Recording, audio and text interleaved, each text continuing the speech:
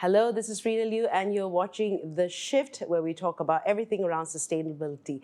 Alliance Bank in 2023 collaborated with UN Global Compact Network Malaysia and Brunei, as well as SME Corporation Malaysia, to jointly commission a report that provides insights into the collective views of local businesses and SMEs on the adoption of ESG practices and its significance to business resilience.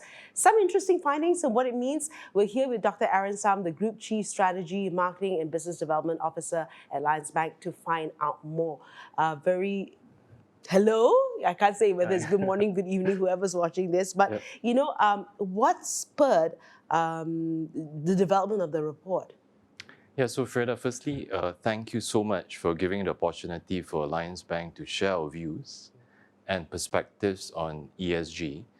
I think particularly concerning SMEs, right? So I know we were chatting earlier on, right? But if you think about corporates, large businesses, typically they would have their dedicated teams. Chief Sustainability Officer. Exactly. Budgets, perhaps even consultants, right? Looking at helping them craft their roadmaps. But I mean, you and I know that for a small business owner, who wears multiple hats already, right? They have to run their business, they have to look at ways to grow their business. ESG becomes a very daunting, prospect. Right. How do they go about understanding the plethora of ESG requirements out there, right? I mean, it can get very confusing. Right. So, and as a bank that has been working with the SME community for years, we wanted to really take the opportunity to understand what are some of the issues that they face, and even take a first step back and say that what's the level of adoption today in the first place? What do SMEs understand as ESG? Right. And how do they view it in terms of their business operations and strategy? Right. And I can imagine, right, you've got that the SMEs, which is basically your one-leg kick kind of person, Exactly, right? You're thinking about growth, you're thinking about how do I survive, and what another thing to my plethora of things to do, right? So before we get into what were some of the findings, what was the methodology used, and how many companies were surveyed in the report? So actually, we took a bit of time to do this because we interviewed close to over 600 SMEs, and we selected the SMEs to mirror the demographics of the business population in the country, right? So diverse groups from various sectors, manufacturing, services, trading, and the likes. And about half of those interactions were actually done face-to-face because nothing beats having that conversation with those SMEs to really find out what their journey is like. And then because it was a geographical spread across the country, we also did some phone interviews, right? But primarily phone and face-to-face. And we split it into two phases. So the first phase, we wanted to go into a discovery mode first. So we spoke to experts in the industry. We engaged with SME associations who also linked us up with SMEs who were deemed as champions or leaders in terms of ESG adoption, so we could glean some early insights. Right. And then we used the first phase results to basically structure the questions for the second phase, the 600 that I spoke about earlier. Okay. Yeah. And what were some of the key findings of the report? Yeah, so if imagine if you have 10 business owners in the room with us today, right, representing the total population of businesses in the country, right? Basically, the survey tells us that only one of them would tell you that they have integrated ESG as part of their core strategy, right? Another two will tell you that they have incorporated some elements of ESG, but on a small scale basis. Right. Right? Three of them in the room will then say that they have plans to implement ESG, but still work in progress. Okay. Right? And then the remaining four will tell you that they have no plans whatsoever to implement ESG.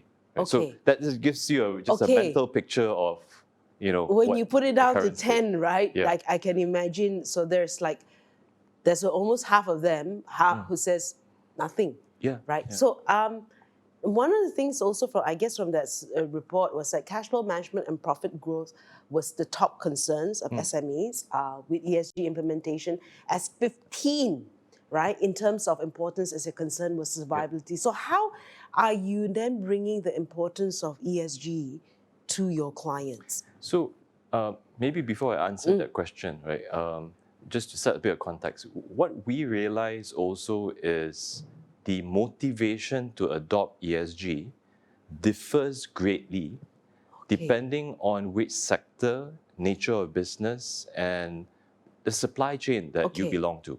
Right. So so that's why we took a step back and look at if we were to segment businesses in the country based on their motivation, right, inherent or external motivations to adopt ESG, we think that there are largely 5 archetypes. Okay. Right, and if you can just indulge me a little bit, right. So if you think of it as a spectrum, right, on the far right, you would have direct exporters to markets like the EU, US, Canada, where the trade regulations already incorporate a lot of these sustainability requirements. You're forced to be motivated. Exactly. So that's more of like survival. Right? And they will probably be the experts in ESG because they have to do it. Right.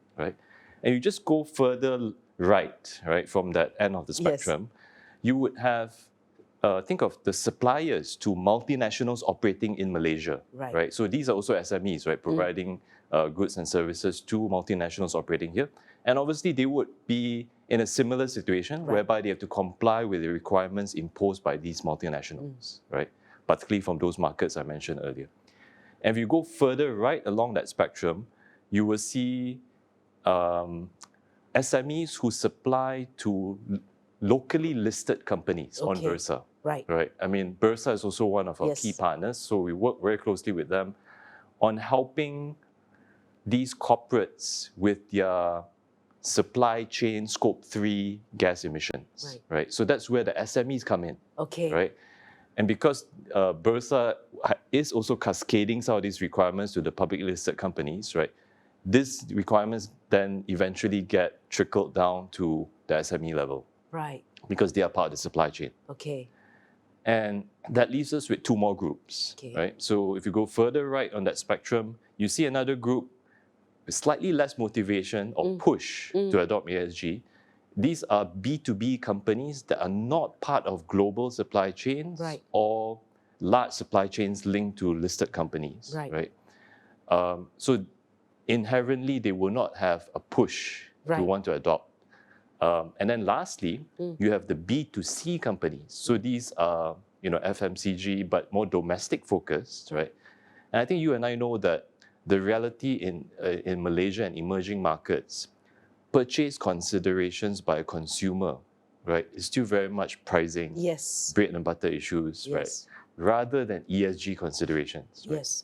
That picture is quite different in more mature markets, but I think for now, at least, in markets like Malaysia where we are in, we don't see that as a significant factor yet. So obviously, SMEs operating in this space, right, the motivation to want to really incorporate sustainability into their operations is a lot lower. So it's always been, everything is always extrinsically motivated for now. For now, yes. Right, for now. So if I may just go back to your original question, right? Given that cash flow, profitability, I mean, it's obviously top of mind, rightly so for business owners, right? How do we weave in this conversation in the first place, right? Why would they even want to pay attention? So that's why I think understanding that segmentation is important because the burning platform looks very different depending on.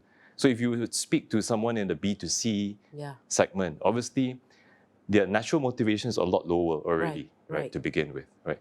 But for us at Alliance Bank, our primary message is don't view ESG as a compliance checklist, right? Because it's almost a self-fulfilling prophecy. If you do view it as just a compliance checklist, right, you would just be straddled with implementation costs to meet the check boxes, right? What we have seen, and through the survey and the research that we have done with our partners, what we've seen is the true ESG champions think about it differently. They don't see it as compliance. They see it as a source of competitive advantage. Right. So they look at, hey, both sides of, 2 parts of the P&L, right? So what are the revenue opportunities that I can expand now that I'm able to appeal to a broader market? Right. And then in terms of cost, right, there are clear energy efficiency savings, right? No doubt there's some implementation costs up front, right? But in the long run, it more than pays back, and there's tangible net savings, right? Right. I like what you're saying, though. I mean, turning into a competitive advantage, and then you can't, SMEs is not a broad sweep. Yes. You've got to look at it sectorally, you've got to look at it a lot deeper than that, right?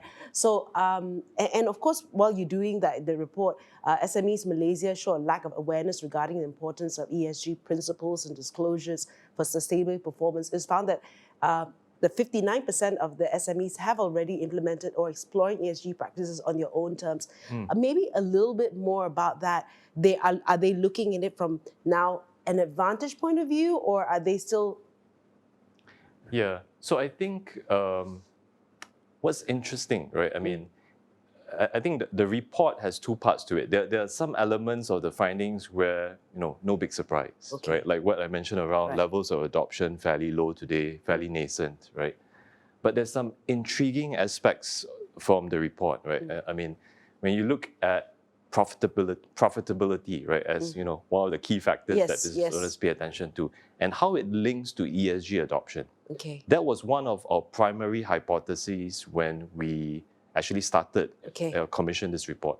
And the findings were very interesting because 40% of ESG adopters, when we spoke to them, said that they reported increased profits as a result of ESG adoption. Right? And I'll give you some examples later. About 30% reported increased revenues, right? In the similar range, 30-40% also reported cost savings.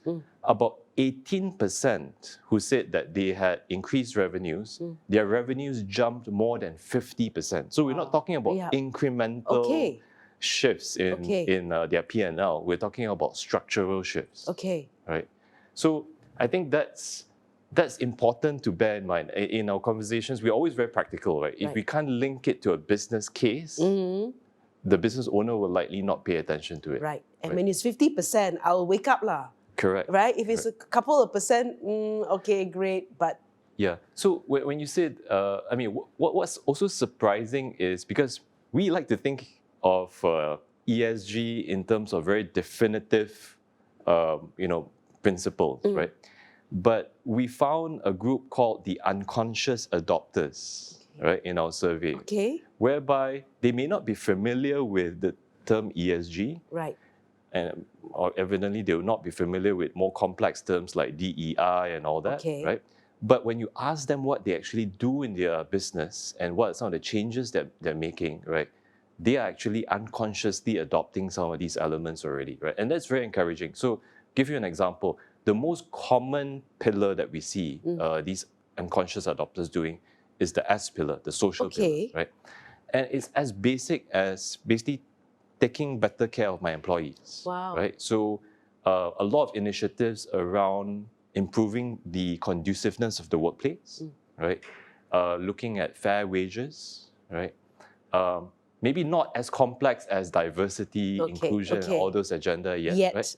But they're already taking steps to make sure that, hey, and they know that as they take care of their employees, productivity goes up, right? So I think those are things that we see, quite prevalent in terms of these unconscious adopters, right? And encouraging signs. And that's in the report? Yes. Okay, that's nice to know. Now, among the non-ESG adopters, 60% are open to adopting ESG in the near future, with close to half likely to do so within the next 1 to 2 years. So at the same time, a lot of SMEs are still unsure how it benefits the business.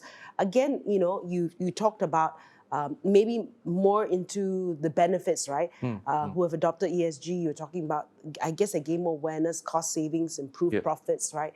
Increase, anything else in addition to that? Yeah, so if I were to distill it down to our primary message, right, is doing good for the planet is good for your bottom line. Right? So we're very practical, right? Because when we engage with business owners, if we can't capture their attention, they will not listen to you, right? So, and that's why we spend so much time trying to demonstrate tangible P&L benefits, right? and if you think about it, ESG implementation initiatives that you undertake is no different than other business initiatives that an SME would do in trying to take their business to the next level. It needs to come with a business case, right? And we are here to shine the spotlight, help them understand what that business case impact looks like, right? So that they can sell it to their stakeholders and shareholders, right? And they know that there's an ROI, a tangible ROI attached to this implementation. Okay. Right.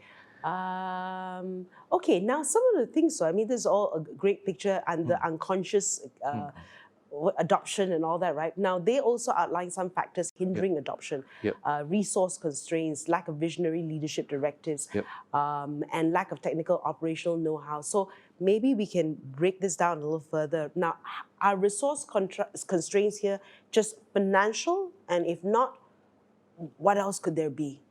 Yeah, so that's a very good question because we recently had a roundtable session in Penang with about 20 reps across SME associations, government agencies that provide services to SMEs, right? And we wanted to really hear from these reps in terms of some of the challenges they face, right? Because we're now moving into phase 2 of our study, right? Interesting point raised was around clarity, right? They want to know how to start that journey, especially for those who are, there's a lot of inertia, right? When you're confused, when you're confronted with, such wide-ranging ESG requirements, right? Sometimes it's just it's easier to just do nothing. Right. Freeze. Yeah. So I think that actually affirmed the approach that we are taking with our partners now. So one of the things that we're doing is try to address that fundamental question, where to start, how to start that journey. It's not that they're unwilling, as you pointed out, right? Many of them indicate within the next 1 or 2 years, they want to start that journey, but they just do not know where to begin, right? And I think a big contrast with large corporate is, if you spend 20,000 on an initiative for an SME, right? And 7 months down the road, you tell me that, hey, actually, you've gone down the wrong path for this ESG implementation, right? You should have done this instead. It's a big deal for a small business owner, right? And we understand that, right? So with our partners, UN Global Compact here in Malaysia, what we have done is to come up with a very simple diagnostic tool. Think of it as a compass that we're giving to these small business owners to point them in the right direction on how to begin their journey, right? And what the tool does is very simple, right? Based on about 20-30 questions about their business, right? We're able to help orientate them in terms of where they stand in terms of ESG adoption, where are the biggest opportunity levers that they can focus on, right? How they compare with some of their peers in a similar sector, right? And it even churns out a strawman roadmap, right? Step 1, 2, 3, these are some of the foundational things that you can begin with, right? Before tacking on some of the more complex initiatives. So it gives them a starting point, right? But it's by no means prescriptive, as in the exact solution for you, right? But at least they have a compass now in their hands, which they can then adapt and tweak along the way as they progress. Right, okay, so a step-by-step kind of thing, right? Exactly. So the other one is visionary leadership directives and lack of technical operational. How do we change the view from the top? Okay, that's a very good point. Because when we look at ESG champions, right, and what the anatomy of an ESG champion looks like, right? Actually, we see 3 distinct elements. Why are these people so successful in incorporating ESG in their business, right? As you rightly said, it starts with policy, the tone from the top and the commitment from the leadership, followed by actually having measurable targets, right? Because if you have a policy without something measurable, right, and if you don't track it, right, then it just becomes a vision statement, right, with no results. And the third element is then integration, right? How do we translate from policy to your measurements and targets to actually embedding it into your operation, so that it's not just a side project that you have chucked it to one of your guys in the company to go and oversee, right? But it's embedded across how you run your business, operations, sales and marketing, all the way to back office functions, right?